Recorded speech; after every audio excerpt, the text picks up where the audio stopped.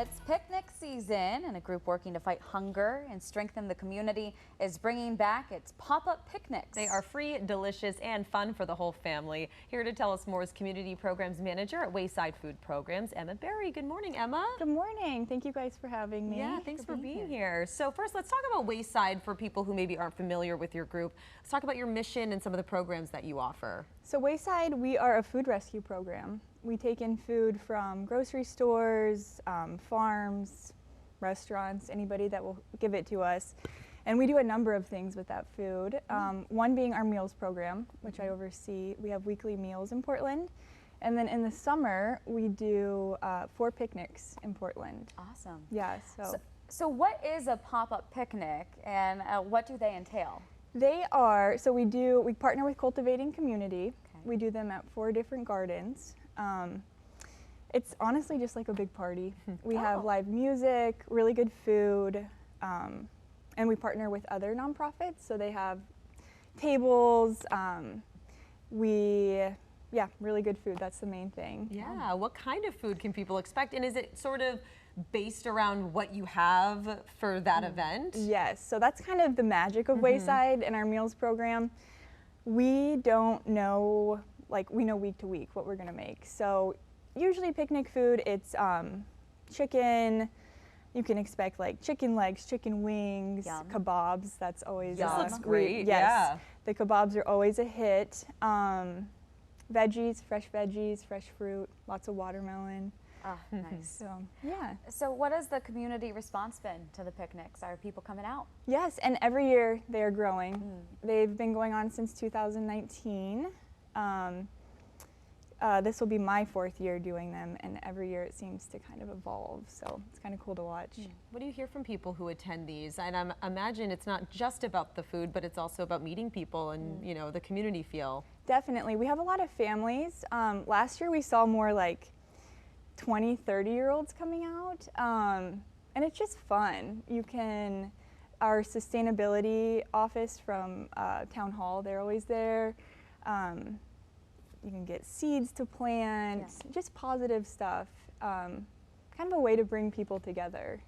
So I'm reading on your website in 2023, through partnerships, Wayside diverted 1 million pounds of edible food from the waste stream. How critical is that?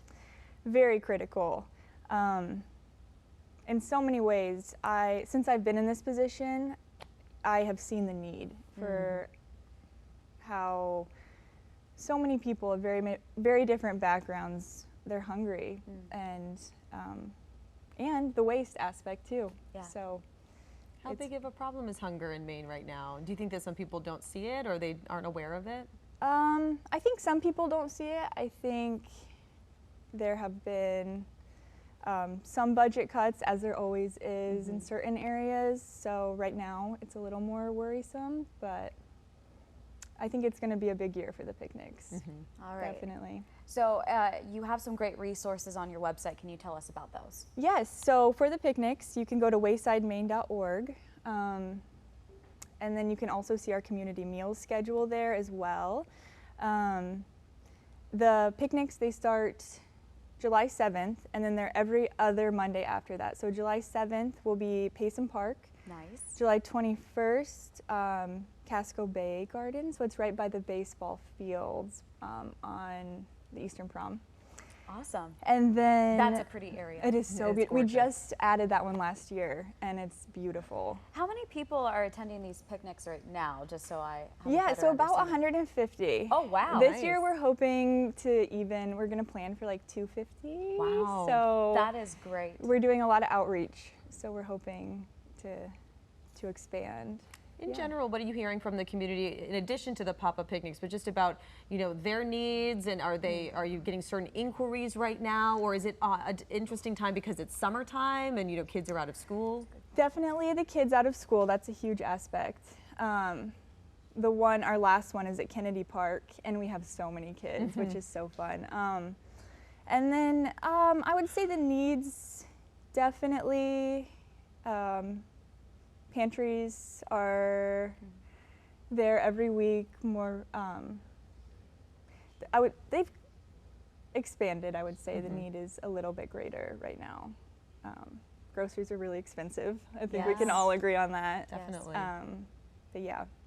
So good food. You have the full schedule. Where can people find that if they're curious? waysidemaine.org, and then I think it's right on our homepage, the schedule. Great. So Why would you encourage people to come out for the pop-up picnic? You know, no matter what their background, or you know, it's not a certain type of person that's showing up to these events. well, they're fun.